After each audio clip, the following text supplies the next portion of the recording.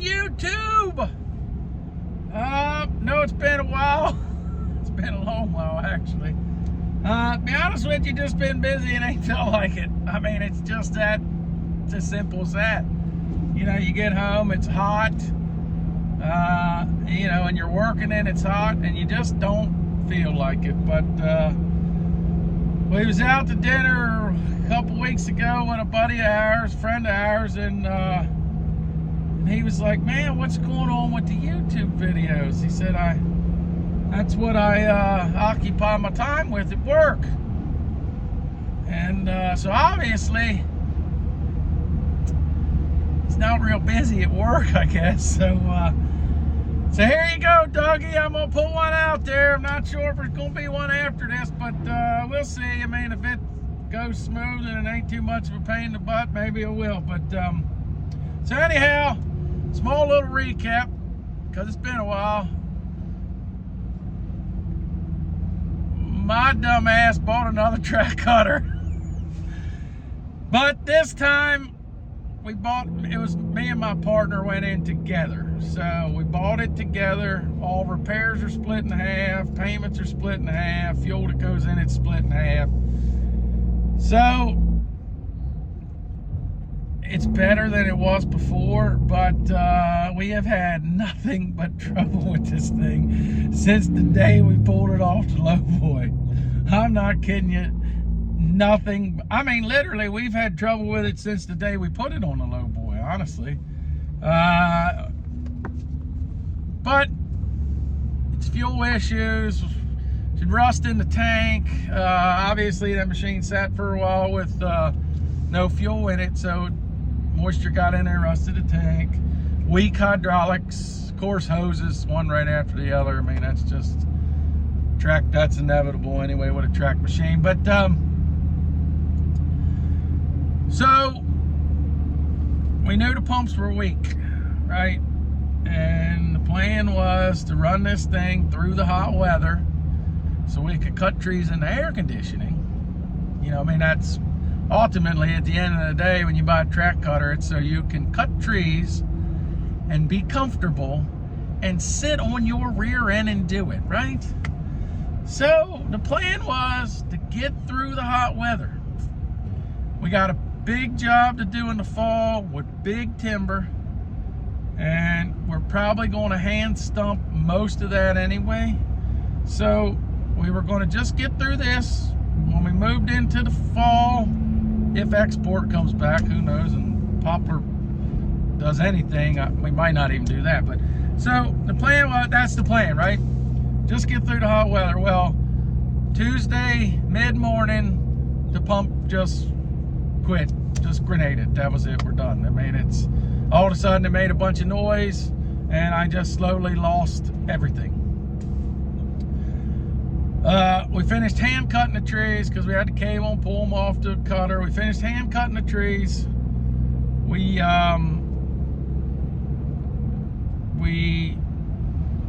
That was so Tuesday afternoon, and Wednesday we finished hand cutting trees. By the end of the day, Wednesday, it was just too hot. I think the actual temperature here was like 101, so real feel outside was like 1,000, I don't know. And of course, again, we're on a clear cut, so we're out in the middle of like a wide open, dirt, dusty field with trees all around it, so not a daggone bit of air blowing. So I said, look, it's just too hot. I'm not fooling with it today. I don't want to fool with it.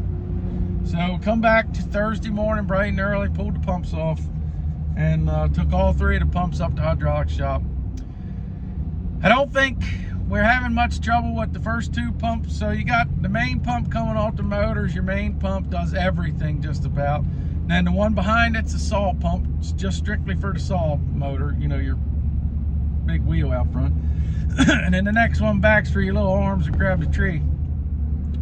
Those seem to be working fine. It's got good recovery on the saw. As long as the teeth are sharp, it doesn't seem to kill it when you dive it into the wood. So I don't think we really have an issue with that, but it had to come off, so we might as well get them checked.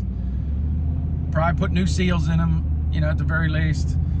Called Tiger Cat on the main pump because we thought, well, what's the price of a new one? You know what I mean? Because we get a new one directly from Tiger Cat, probably gonna get a warranty. Well, it's $15,000. So the hydraulic shop seems they can rebuild it for less than half of that. So we got them up there Thursday afternoon. They were going to tear into it Friday for us and let us know what we're looking at today. Today's Monday. Because we're kind of in a hurry because the cutter's right in the way. They can't clean nothing up. You know what I mean? It's like this big ginormous paperweight's got the whole job shut down right now. So anyhow, that's the gist of it. You know, I guess you're supposed to grow older and wiser, but I just haven't reached that age yet, I'm guessing. So I'm still going to make these big mistakes and small mistakes. I mean, it's just, I guess it's just how you learn. I don't know if I'm learning from them or not, but we'll see. We're moving iron today. Hopefully we can get some trees cut. You know, we can get rolling on this next job, try to keep the cash flow coming in, because it goes out just as fast as it comes in. So yep, I'm just taking you along for the ride. It's the welcoming committee.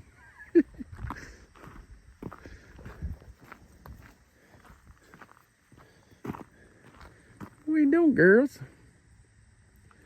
What are you doing, girls?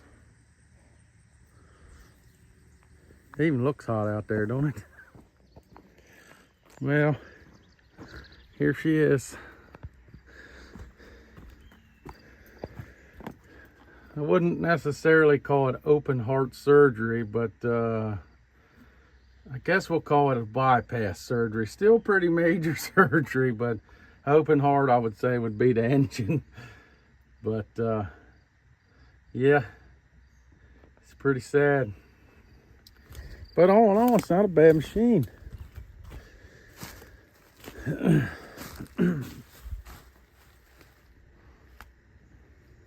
Just I don't know. I wish I could afford to make payments on a brand new one, but we just can't. We don't make that kind of money. Let me back up here. Of course, right now, all we did was buy a paperweight, so I don't know. I don't even want to think about that. So we'll wait till we'll cross this bridge when that time comes, and I'll update you on the outcome. Oh, look at that pretty old rig. He's a pretty old rig. Well, we got her loaded up. We're headed up the road. Hopefully we get some trees cut today. Chris is trying to get a hold of the landowners so we can get him paid so we can start working, but so hopefully that all goes through. Otherwise, we're just going to drop stuff off here and then go home and do some maintenance. So I'll cut this one off then, and because ain't no point in videotaping that. But we're headed up there. We'll see. All right, we're back to work now. It's Wednesday. What did we do Monday? I don't know. I talked to you all Monday. So Monday was part of the, can't remember what it did. Oh, we moved the skidder and got it anyhow. Yesterday, we went and got another truck, road tractor. I have to show that to you in this video, just so that you see it. It's a little slope nose Freightliner. It's pretty neat because it's got a C15 cat in it. So that little girl will run, boy, I'm telling you. Especially if we get somebody plug into it. I think right now it's set at like 425 or 450. And that C15's plenty capable of sitting up around 550 to 600. So that little teeny short truck will do burnouts. You put 600 horsepower to it. But anyhow, I cut with the cutter in here this morning. Got Old Faithful back in here since the track cutter's getting a heart transplant. So I got Old Faithful in here. What I've been doing is hand cutting, cutting with the cutter and then getting out and hand topping them. That way it's not so much crap at the landing up there we got to trim off after we drag it through the dirt. This ground in here is, I don't know if you can tell, but it's kind of gravelly, and that stuff will get all tied up in this chestnut oak bark, and it just makes a mess. Hard on the buck saw regardless, but if you got to hand trim this stuff by hand at the loader after you drag it through this crap. Chris is over there hand stumping, got Mikey on the skidder over there. Where is the skidder? I hear it. Oh, there he comes. Mikey's running the skidder today, so my hand stump a couple, and then hopefully this rain quits and won't mess this up too bad. Whoops, dropped you.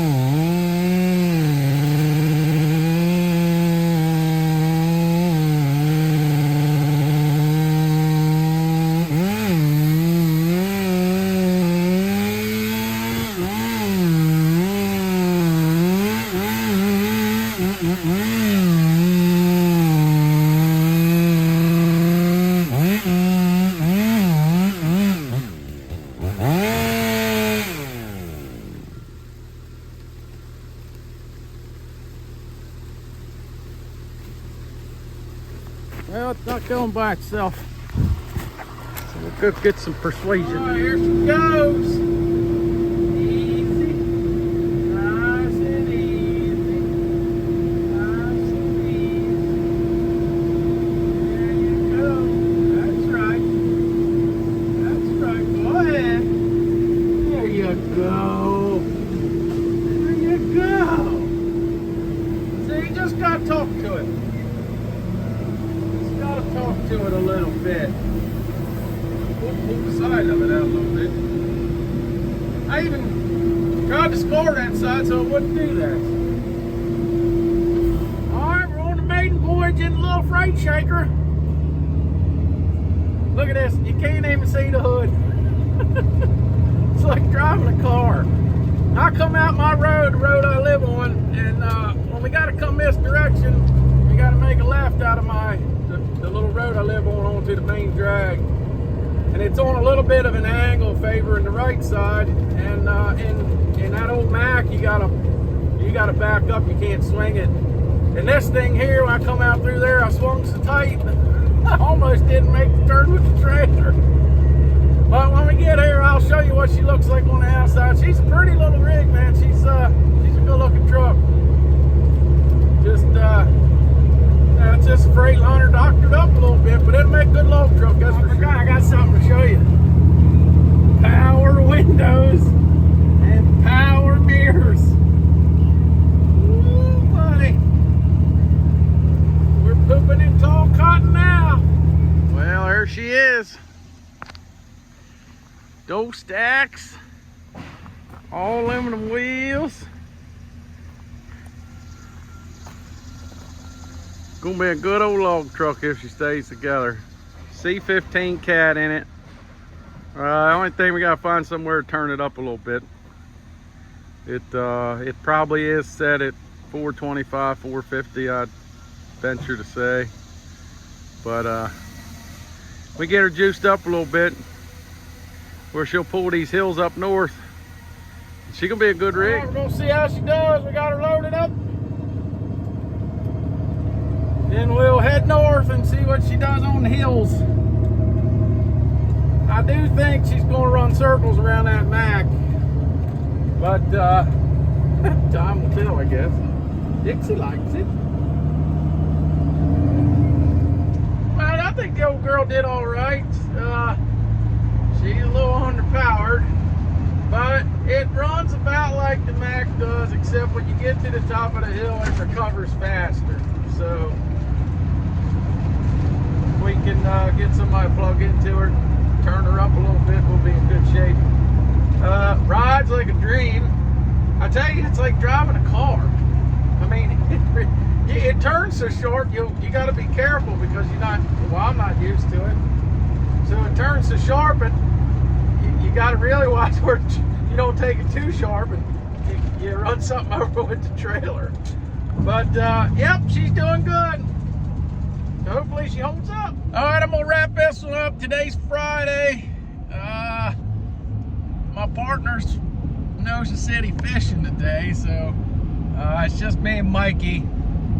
The cutter pump, the hydraulic shop said it's gonna be about 12 to 13,000 to rebuild it, and it's 8 to 10 weeks out on the parts. So we decided we were just going to go with the new one. But when we called Tiger Cat yesterday, or day before yesterday, we called Tiger Cat. They said that they found a reman pump. It's in Georgia, I believe. So they're going to get it shipped up to them. Well, it's at, I guess, one of their Tiger Cat places in Georgia.